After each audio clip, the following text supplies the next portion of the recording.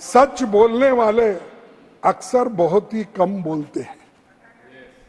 सच बोलने वाले अक्सर बहुत ही कम बोलते हैं।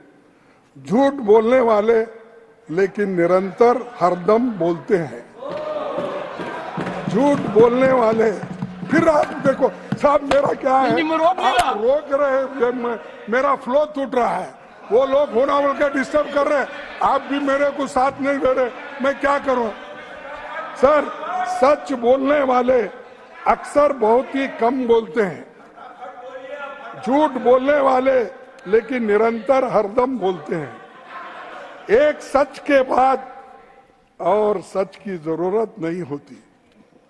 एक सच के बाद और सच की जरूरत नहीं होती।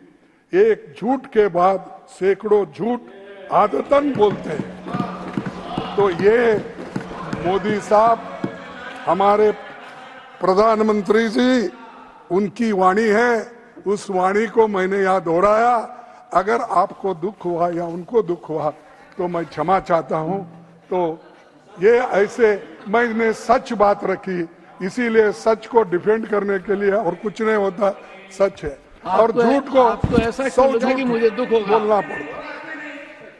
सभापति जी, बहुत से ऐसे बयान चुनाव में आए, राष्ट्रपति जी ने ऐसी बातों पर चिंता प्रकट नहीं की।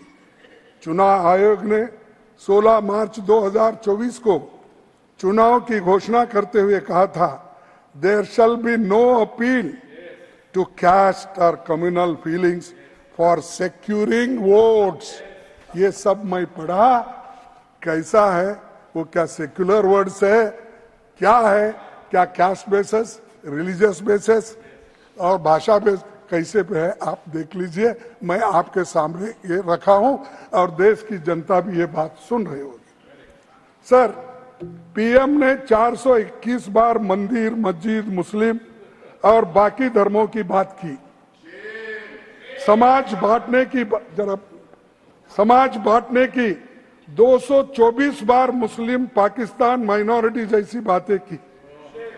कांग्रेस के मैनिफेस्टो को धर्म विशेष से जोड़ दिया। हमारा मैनिफेस्टो धर्म विशेष से जोड़ दिया। 75 सालों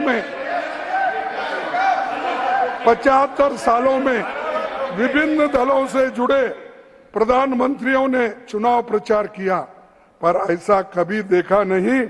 77 दिनों के चुनाव में कांग्रेस ने चुनाव आयोग को 117 शिकायतें दी, जिसमें 14 शिकायतें प्रधानमंत्री जी के खिलाफ थी।